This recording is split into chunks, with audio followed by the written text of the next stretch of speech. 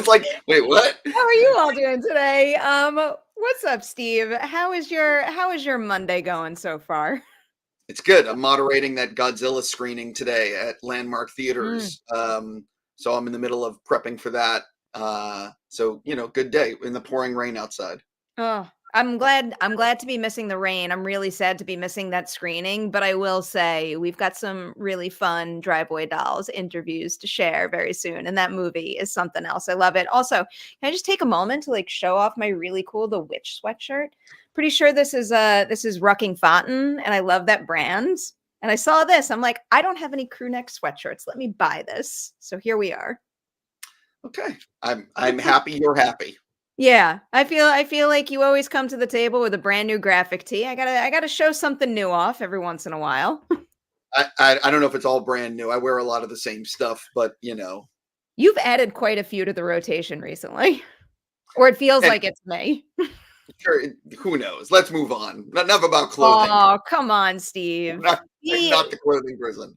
Be proud of your graphic tee collection. All right, our first topic of the day is a big moment in award season. The BAFTAs took place yesterday, and we're about to roll through some of the winners from that ceremony and discuss if we think whether or not those wins are going to impact the potential winner at the Oscars. So, here we go. Just one brief stat that I think is kind of important to mention. So at the BAFTAs, Oppenheimer was the biggest winner of the bunch. It took home 7 awards. And then Poor Things is the movie that came in second with 5 wins. That does mirror the amount of nominations. Oppenheimer is the most nominated film at the Academy Awards with 13. And then Poor Things is in second with 11. So fun stat to just put in your back pocket there.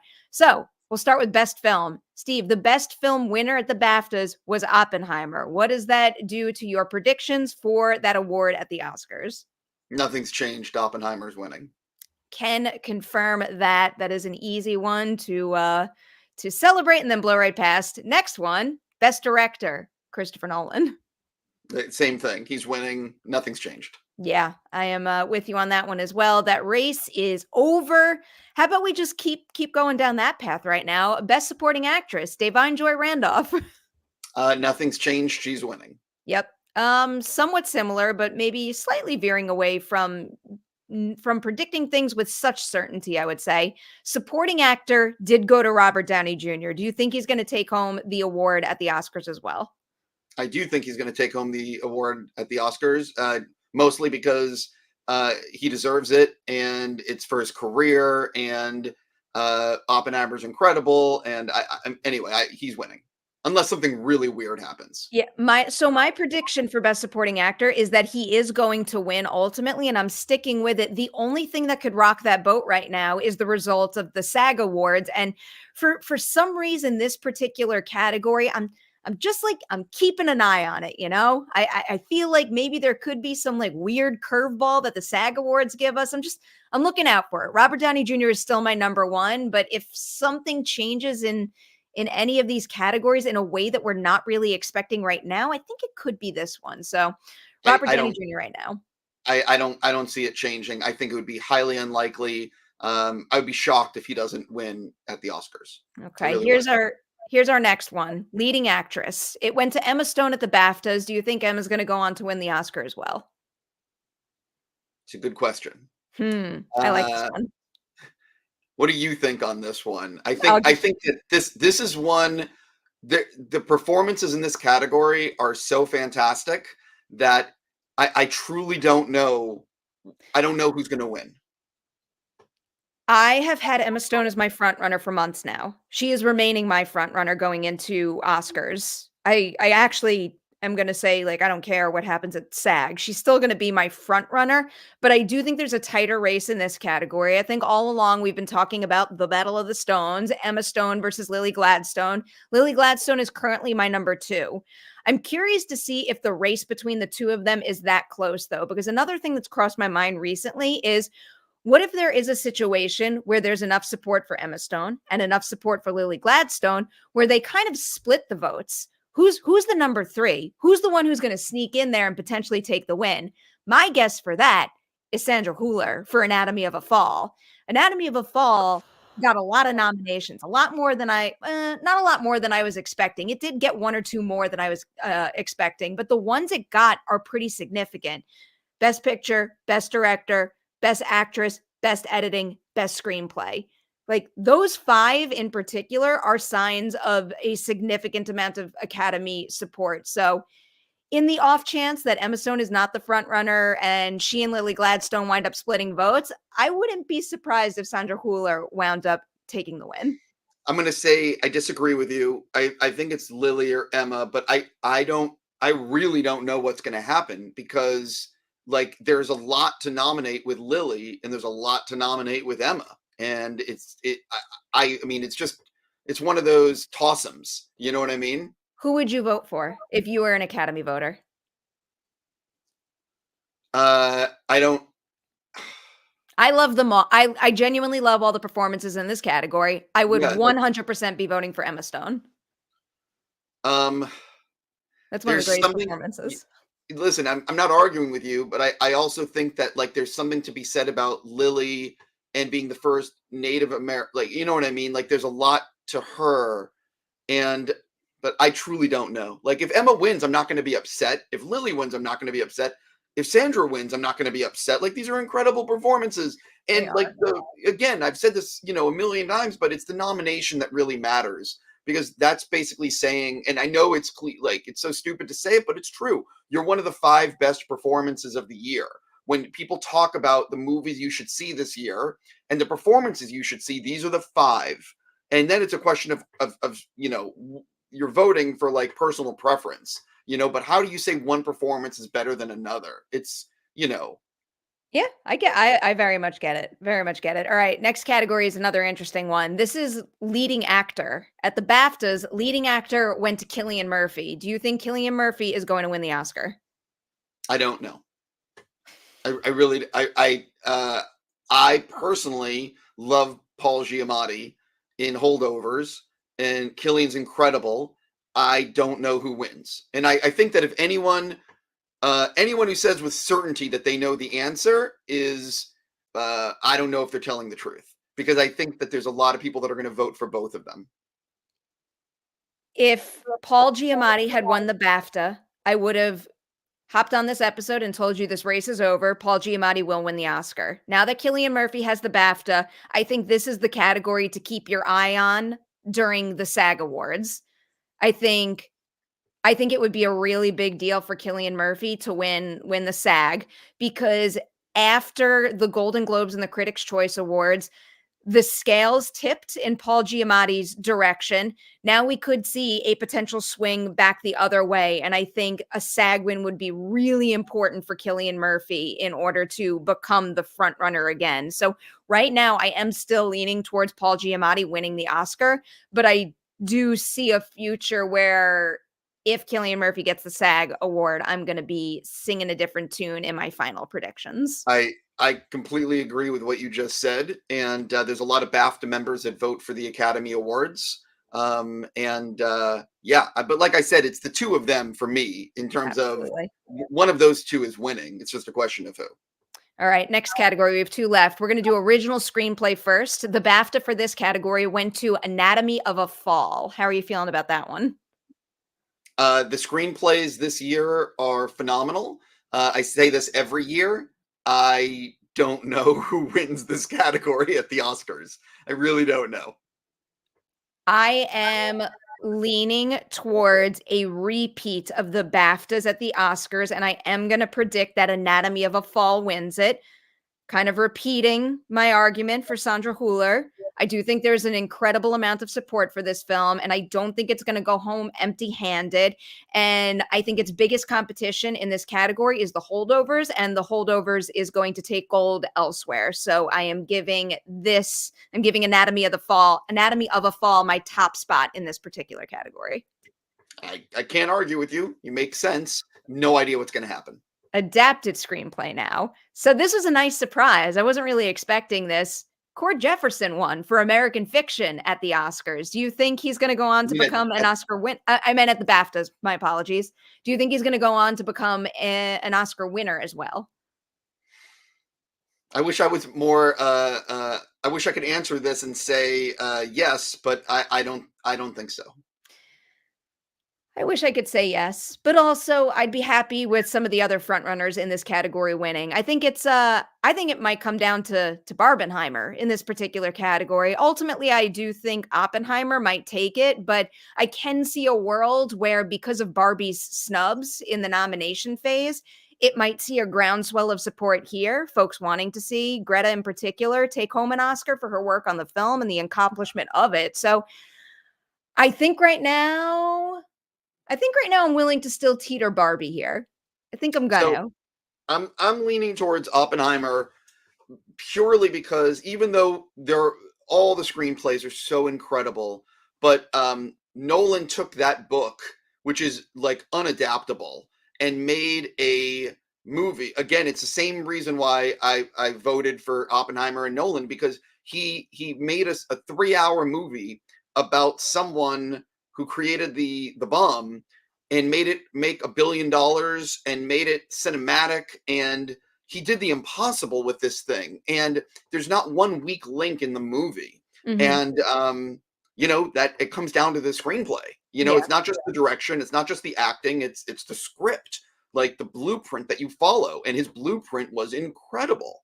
So to me, and like, look, I think American Fiction is a fucking great screenplay, but it's not like, I hate comparing art, right? Because it's all subjective, but the level of accomplishment with Oppenheimer, and even Barbie, the level of accomplishment, taking something that should not be what it is and making, like, Barbie's incredible. Like, it shouldn't be this good, and American Fiction is excellent, but I don't know. I vote for Oppenheimer. I hear you. I hear you. I have a feeling Oppenheimer is going to have a very, very good night on March 10th. All right. Topic 2 of the day is a brief weekend box office report for you. I'll just roll through the top 5. Bob Marley, One Love. This is for a 3-day, like, traditional weekend count, by the way, folks, because I know we're talking about 6-day and 4-day because of the holidays. For 3 days, Bob Marley, One Love made $27.7 million. At number 2 was Madam Web with 15.2. Number 3 went to Argyle with 4.7. Then at 4, it was Migration with 3.8 million. And then number 5, we have The Chosen, season 4, episodes 4 through 6 with $3.4 million. So first talking topic here, Steve, is Bob Marley, One Love overperforming. So I mentioned 27.7 million. It had a $50 million plus domestic opening over the 6 days. That's huge. And then on top of that, overseas, it made another 29 million, which brings its global total to 80 million, which already tops its reported 70 million production budget. That's a big deal. Yeah, after I saw the movie, I knew it would be a hit, but you don't really know how audiences are going to respond. What's the cinema score? What's the social reaction? And I think that they did a really good job with the movie. I really enjoyed it. It also has the cheat code of the music. The music in the Bob Marley movie is phenomenal. And Bob Marley has not been overexposed at movie theaters or on television. You have everyone, you've heard Bob Marley's music. Most people are a fan. And this is the first time his story's been depicted on screen. They did a really good job with it. And it has an A cinema score. It definitely is overperforming. And I'm happy for it because I really enjoyed the movie. That A cinema score is a big deal too. I have a feeling that its strong opening weekend total plus that A cinema score is going to be a fairly sure sign of long legs, which, are ultimately vital to a movie's success. On the other hand, then we have Madam Web, which not only underperformed, but came in with a C plus cinema score. So I have a feeling this is going to be, like a blink and you'll miss it type of movie. It is in trouble. It didn't do well in any respect. It's got major ramifications for what Sony is doing with their Spider-Man universe. It just seems like nothing good came of this, and they've got to do some like damage control, some reshifting. They've got to figure out something over there to fix what's happened with this highly valuable IP. Right. Well, the problem is that they're mining IP that shouldn't be mined. No one, like, I have not seen Madam Web yet. And truthfully, if the reviews and the social media statements were like, oh my God, this is really good, I would have made more of an effort to go see it. But everybody was like, this isn't good, and it's not even bad to like go enjoy it bad. It's just not a good movie. So I have no interest in going to the movie theater to see it. I don't even know if I'll watch it at home. I've never seen Morbius. I mean, there's no reason to see Morbius. I heard it's terrible. And ultimately, Sony keeps on trying to mine the Spider-Man universe. But the problem is that it's Spider-Man. It's like Venom is an anomaly. Like, I don't understand how Venom has made the money that it's made, because like they're fine, but they're not great movies, like at least to me. And I think that Sony needs to, the major problem over there at that studio is whoever is deciding on the storylines and the direction they're covering, like what's going on. Like, I'm sorry, they need to be fired. Like, they are not doing a good enough job with the IP. And like, I'm sorry, but there is a way of, of making these movies and making them good. I'm curious about Kraven the Hunter, which has already been shot. I am very curious about it. It's R-rated, which leads me to believe that might be better.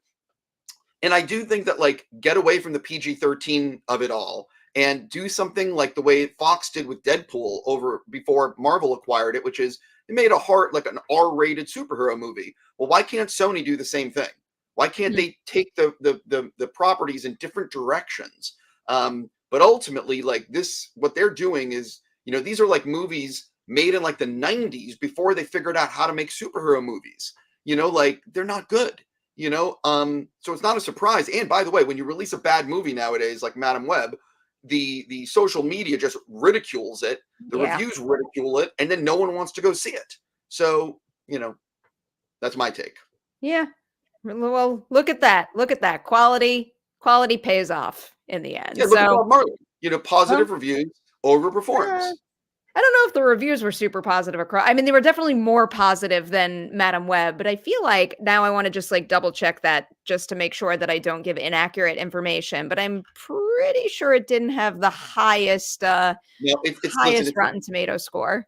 It's not going to be like Dune, which is going to get incredible reviews. But again, like it got good enough reviews, and then it also has the A Cinema score. A C+ Cinema score is like you're done. Yeah. It's over. Just so everybody knows, Madam Web currently has a 13% on Rotten Tomatoes, and Bob Marley has a 41%. All right, that is a wrap on our weekend box office report. Steve, I am going to hand the mic to you because I thought this would be a really nice thing to do because I've heard a lot of people ask these types of questions. We're calling this Collider 101, and today's particular topic under that banner is, how did Collider come to be? I wished upon a genie. And no, I was just joking. How did it come to be? Many years ago, friends of mine, I had been contributing way back in the day to a website called Ain't It Cool News, which people will remember. And although young people today will probably have no idea what the hell it is, but back in the day, it was a really big website covering movies and television and stuff. And I'd been contributing, and I had all these ideas that I thought could make Ain't It Cool better.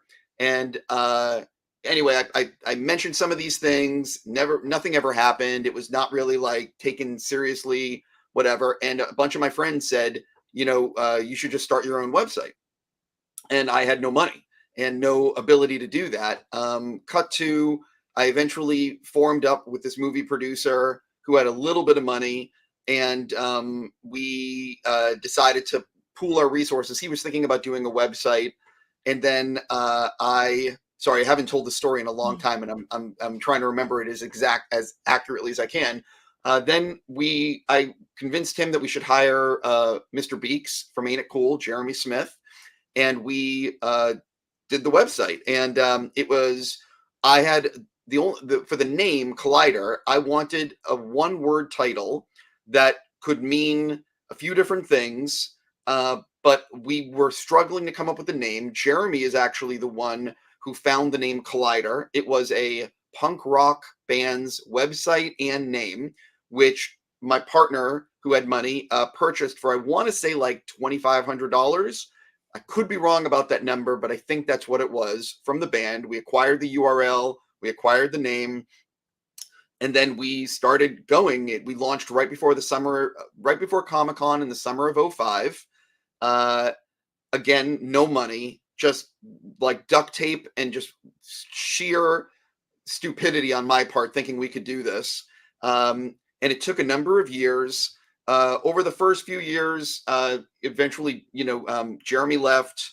My business partner at the time ended up not being good enough. And I was basically doing things on my own for a while and just getting people to I was begging people to write for the site. I remember like with DVD reviews and Blu-ray reviews, mostly DVD reviews at the time, you'd get the DVD for free if you would write the review, and I would mail it. And I remember many times going to the post office and mailing like 15, 20 Blu-rays or DVDs on my own, being like, just trying to get people to write and just begging. And I will share a story right now that I've never shared. I don't think except for a few people, maybe like 2 people really know this, but way back in the day, like I was begging people to write for the site, and there is an actor that all of you know, all of you, who was pissed off about something that happened on television, and I'm not even going to say what show, and wrote a whole article on what they did wrong, and was like a very well written article, and it was written under like an alias, but it was a very like famous actor who wrote this. I've never shared this, I don't think, on the site. And so that article does exist, although with the old CMS and back, and I don't even know if it's still online, because the thing about Collider that you might not know is we did a custom CMS, which is the back end of the website, and then we switched to WordPress at a certain point, and then it was a real clusterfuck to go from that CMS to WordPress, and now we're on. It's like every time you change, it really changes things. But that was like a thing that no one knew, and a lot of people read the article, and no one had any idea. And it's Perri. It's someone like you're a fan of. Oh my! So it's funny. But yeah, look. I mean, ultimately, that's how the website started. And eventually, when I was able to get money coming in, I started paying people. First person I think I paid was Matt Goldberg, who I met at a Sony junket, which I can't remember. I think it was a Will Smith movie. And I was paying him next to nothing because we had no money. Like, I just want to emphasize no money. And, I took the site as far as I could take it. And then in 2013, we had people working for the site, and I was really stressed out about money because I didn't have any. And I knew to get the site to another level, I needed to have capital. I needed money. And I didn't have it. So I sold it to Complex in New York City. And there were 2 different people that were thinking about buying it. And, it was a fraction of what it was now. But Complex allowed us to bring in a YouTube component and really expand.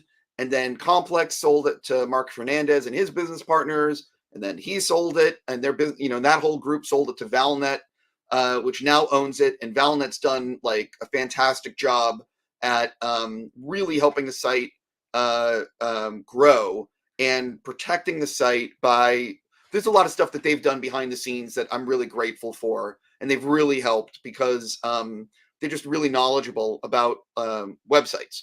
And, but anyway, like basically that's the site. I've been with it the entire time, obviously. And it really did start in my bedroom. And it's pretty crazy at what's happened and how many people read the site now. I'll just briefly add, I'll never forget, I was freelancing for you for a little while. I'll never forget the day you eventually called me and offered me a full-time job because I was on the set producing Child Eater at the time. And I was all frazzled with all of that. And I was all nervous about like finishing a movie. And then you called and just, it made me so happy. And I feel like it gave me like, I don't know, like the confidence and the enthusiasm to power through that. And I still think about it all the time. So I'm so grateful you called with that full-time offer first because like I belong here. I belong here. I also want to say that like, and I really mean this, there have been countless people that have contributed to Collider since 2005. And there's too many names to mention here, but I really want to emphasize that this site would not be what it is without the hundreds, if not like, I don't know the number of people that have written for the site. People wrote for free. People wrote for almost no money. People did write for money when we had the money. And like there, and all the people behind the scenes in the tech, like, man, there's just a lot of people that have gotten us to where we are today. And I never, ever want to come across like I did this on my own, because I sure as F did not. It was all these people who contributed. And it's like a director taking credit for the success of a movie. Like, yeah, they directed, but they, there's like 1,000 people that worked on it, so I just want to say thank you sincerely to all the people that have written for it, and all the people that have, read the site and stuff like that, to let us do what we're doing. I'll just take a quick moment to give you a little credit, Steve, because I think what you said is very true, that it takes a gigantic team to make an operation like this work and grow, but also it desperately needs at its core someone with the best intentions, the most amount of passion, and just like this tireless work effort. And that's what you've exhibited since day one. So do know that's a key reason why we're still here today. And we all appreciate you. With that, we're going to wrap up this edition of Collider Dailies. Do you want to promote anything before we take off, Steve? Wow. We're doing a screening of Godzilla today. That's sold out. Tomorrow night, we're doing The Creator with Gareth Edwards at the Landmark Sunset. I actually think I still have some tickets, because I had a few cancellations this morning. So if anyone wants to attend, go to Collider. Top of the website, there's like the button for screenings. And in that thing, there's a link for The Creator. You can sign up for tickets. Drive-Away Dolls were full. The world premiere Thursday night were full, but we're going to be announcing one day this week. We have two upcoming screenings that are essentially going to be world premieres that we are partnering up with in March. We're locking it all down now, but those are going to be two really cool events. So you can look for those in the near future. I will take a moment to say right here on this YouTube channel is a Collider Ladies Night with Sophie Wilde for Talk to Me, because she was nominated for the Rising Star Award at the BAFTAs, and I'm so happy that horror broke through into award season. And then keep an eye out for a Drive-Away Dolls Ladies Night coming very soon. I'm not going to go any further and tell you who it is, because I haven't seen a cut of the interview, and I have like a weird thing where I feel like if I say the person's name out loud, like poof, it'll vanish. So stay tuned for that. And with that, have a wonderful rest of your Monday. And John and Maggie will be right here, 10 a.m. Pacific tomorrow for a brand new Collider Dailies.